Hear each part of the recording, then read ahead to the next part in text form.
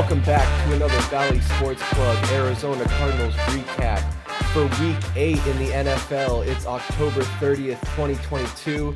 Our Arizona Cardinals were in Minnesota taking on the Vikings. The final score was a heartbreaking 26-34 as the Cardinals take the L in Minnesota. At a high overview, the Cardinals players, Kyler Murray, 31 of 44, 326 yards and 3 touchdowns, 2 interceptions, had 6 carries on the ground for 36 yards. DeAndre Hopkins still making his impact known with 12 receptions, 159 yards, and 1 touchdown. Rondale Moore hauled in 7 receptions for 92 yards and 1 touchdown. Zach Ertz got himself a touchdown with 4 receptions and 34 yards. J.J. Watt had 2 sacks on the defensive side, but like we said, just not enough to get the win today. The Vikings, their stats tonight, Kirk Cousins, 24 of 36, 232 yards and 2 touchdowns, 1 rushing touchdown for a total of 3. Dalvin Cook had 20 carries, beating up the defense with 111 yards and a touchdown, respectively. Alexander Mattison, their second-string running back, had 5 carries, 40 yards, and a touchdown himself. Justin Jefferson had 6 receptions for 98 yards, and the guy Adam Thielen, 6 receptions for 67 yards. Scoring play breakdown, Kirk Cousins would run in the first touchdown to make it 7-0. Matt Prater back in the mix this week. He hit a 44-yard field goal in the first to make it 3-7. Kirk Cousins would throw in another 1-yard touchdown pass to make it 3-14. DeAndre Hopkins would quickly answer at the end of the second quarter to make it 10-14 going into the half. Coming out of the third quarter, Zach Ertz would haul in a touchdown pass from Kyler Murray to make it 17-14. And it looks like this is the last time the Cardinals would have the lead in this game. As we saw, the Vikings, would finish it out in the fourth quarter with a touchdown pass. Kirk Cousins would complete that, and it would be 26-34 to finish out the game. So we're going to pass this over to VSP Tallman first for his reaction on today's performance. Honestly, it was a really entertaining game. Even though it was frustrating at times, I really had fun watching it. At the same time, this is for Patrick Peterson. You didn't even get a single interception, let alone 2. So you're going to sit there on your podcast and say, I want to get 2 interceptions come October 30th. So, fuck him. So I'm glad that didn't come out. I don't know if you guys saw that on his was it All Things Covered podcast. He said he was going to get 2 interceptions in this game. So that didn't happen. That was great. Anyway, other than that, like I said, entertaining game to watch. It was frustrating. I feel like the defense was a little soft. This was the first time this year that they've allowed a 100-yard rusher. So that was Dalvin Cook. I think he had 70 yards going into the halftime. So that was a little rough to watch. Really, I think this game was all DeAndre Hopkins. What did he have? He had 12 catches, 159 yards, a touchdown. He had a beautiful one-handed touchdown grab. It's awesome. It's great to see. Those are the bright sides. What really I think it came down to, I know Davey's going to disagree with me, but I think Kyler Murray kind of shot us in the foot a little bit. I mean, he keeps throwing deep passes on his back foot. So that first interception he had, he was almost right on the end zone, and he threw it way down the field to Robbie Anderson, who was gunning. He was totally open, but he threw it off his back foot. And it was way short, so that was picked off. So, and then he threw another. He had 2 picks. It was really bad. So that was rough. I don't know. I think he was a big part of why we lost this game. He also had a great stat line. Don't get me wrong, but those picks came in such a bad timing. It just totally hurt us so bad. Also, okay, if I was gonna blame anybody, I think it's gonna be Dortch. It's gonna be Greg Dortch with that muffed punt. So he muffed that punt, and they scored right after it. So they capitalized on those turnovers. So they created points on those turnovers. They had 3 turnovers. We had 1. And the one turnover that we did have, I think it was they forced a fumble on what was it, Kirk Cousins, and it was third down in the red zone, or maybe it was on the 30-yard line, and the snap went to Kyler. He wasn't even looking, so the center snapped it, and it hit Kyler right in the chest on third down, and we should have scored a touchdown, but we had to settle for a field goal. So we did not capitalize on the single turnover that we had, and they had three, and they capitalized on that. So I don't want to blame it on Kyler. I think Dortch, that special teams play really hurt us. Kyler, those picks also really hurt us. Um, I loved. I think. What did we have? We had three tries at the end of the game. It was an 8 point game where we had to score a touchdown. We needed a 2 point conversion. Yeah, but we had excuse me, we had three tries to get in the end zone and attempt a 2 point conversion, and we couldn't do it. And if Mike, did you watch the last part of you watched the last drive? It was so bad, and like Kyler in the last play, he was like falling over. It was terrible. So I don't know. We need to figure that shit out for sure. Honestly, it's hard to watch. So like I said, it was an entertaining game, but it was frustrating at so many times. But at least it was fun to watch. So Yeah. Well said, Tallman. I mean, stop it burning touchdowns.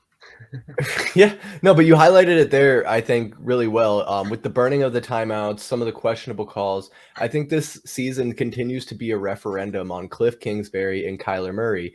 You saw some stories that you'll see over the next couple of days. Patrick Peterson was making a gesture about playing video games after Kyler Murray threw the pick. So there's these criticisms on Kyler and Cliff collectively, and they're not unwarranted. I mean, this team has a lot of star power, a lot of talent, and we continue to underperform. I think the biggest thing for me with Cliff Kingsbury is how much time are we going to give him? I'm curious though, Michael Benjamin, what did you see out there from the Cardinals today in Minnesota? So first and foremost, I know it's only been a 2 game sample size of DeAndre Hopkins being back, but my God, is that guy just incredible? We missed him so much. It's so imperative with how heavily he's targeted, but also how competitive he is, driving towards the football, making plays, and, single-handedly keeping this offense in the game, it seemed like. I know Rondell Moore did some really good things today as well, getting out into open space and showing his speed that we thought we were going to get, when we drafted him as well. So that was a nice change of pace as well. I'm so upset that we have to wait until we can finally put DeAndre Hopkins and Hollywood Brown on the field together at the same time, because my goodness, I can just only imagine how explosive this offense truly could be. And it's just a tough break that we caught, but hopefully, down the stretch, things might turn our way. We start pushing forward and getting a little bit more competitive here. By the time he comes back, we can get that explosiveness on the offensive side and make a push for this division. But overall, in the grand schemes for this game, I thought the defense did its part once again to keep the Cardinals in this game, but there's only so much you can do. Going back to what Tallman said, you're giving your team an opportunity to get the ball back with about 7 minutes left, down by 2, and the muff punt puts them right on the 25. I mean, what do? That's points already. Like, you're so demoralized when something that big of gravity switches all the momentum to one team. I wasn't surprised when they punched it in there to go up. But one of the main things I also saw within this game, which kind of touch points to exactly another thing that Tallman had, we had a bunch of cracks down the stretch to get back in this game. And it seemed like the football gods want the Cardinals to win this game. They were like, please, like, I beg you guys, here's a missed extra point. It's still a 1-possession lead. Here's, a decent field position to try and go down and tie this game. And once again, this team just finds a way to shoot themselves in the foot. Poor game management, not understanding the play clock. It was frustrating to watch at points, but at the same time, you're in it. for most of the time frame, you can't go too crazy one way, right? You have to be like, okay, keep your composure. We're getting the football back. I know we don't have any timeouts, but we have a chance here. We have a chance.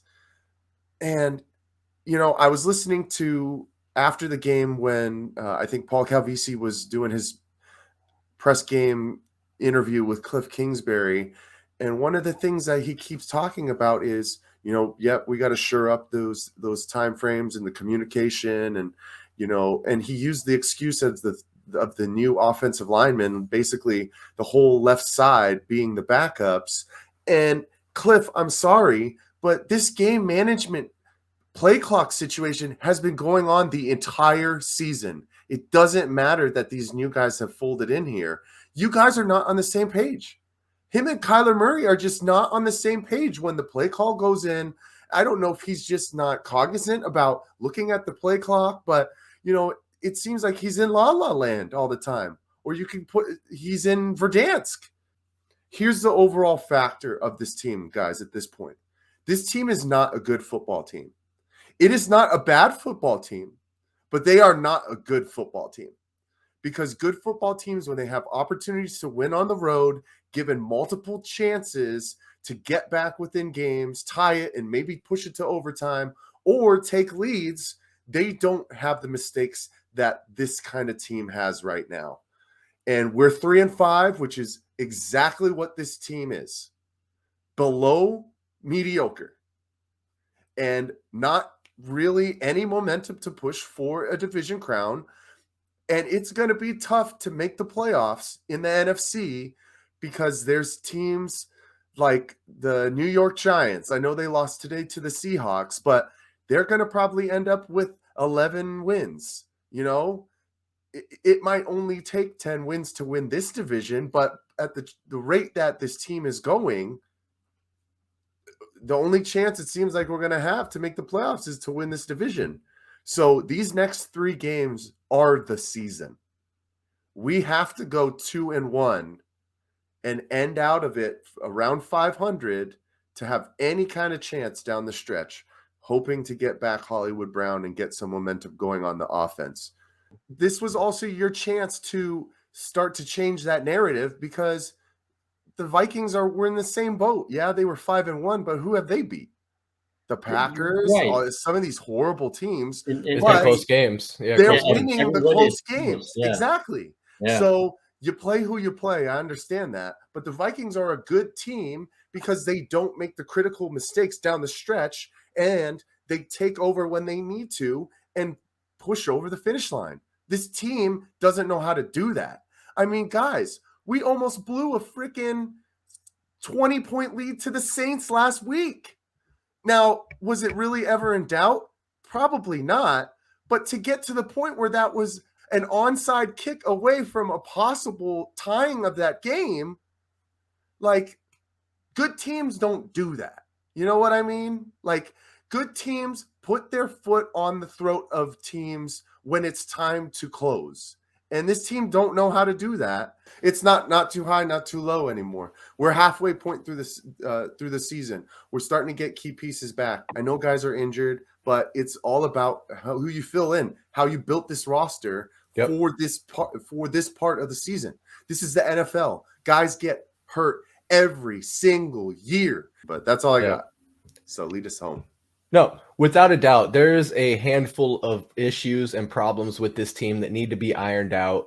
I think you both have done a great job of highlighting that. Tallman, like you said, having DeAndre Hopkins come back has been a great improvement, and we've really seen his impact already be felt. But the fact that he has to bail out Kyler on some of these throws that, if thrown to a lesser receiver, would probably be an incomplete pass. You highlighted the touchdown, the one-handed grab. That was incredible. Like, over his shoulder, like one-handed, made it look easy. We're talking 12 receptions.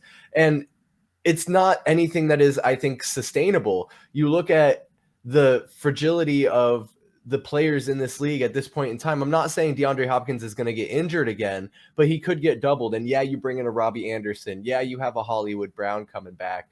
But with all these weapons, we've still only seen Kyler be able to amount to this situation where we're in the last place in the NFC West. We have the Seahawks next week in week 9 at home. We finally broke the home curse, but man, the Seahawks are riding hot right now. They're a red hot team, looking really good. I mean, look at what they've done. They've traded away their star quarterback to the Denver Broncos, and they've gotten better somehow. And we've only added pieces, and we've somehow just stayed middle of the road, if not taken a step back. You know, like Michael Benjamin said, it was previously not too high, not too low, but the expectations are there. The bar has been set, and it's time for the Cardinals to show the team that they're going to be. And I think they still have a small window to get back in playoff contention and really prove that they can be one of the top teams in this league contending for a championship. But I mean, we'll have to see. Well, that's all I have. I think that's all these fellas have. So, like I said, this was their Week 8 recap, Valley Sports Plug of the Arizona Cardinals. We fell short 26-34 against the Minnesota Vikings in Minnesota. Next week, the Arizona Cardinals will be back at home against the Seattle Seahawks, and we'll see what happens. But for Michael Benjamin and VSP Tallman, I'm Chris Patrick. We'll see you next time.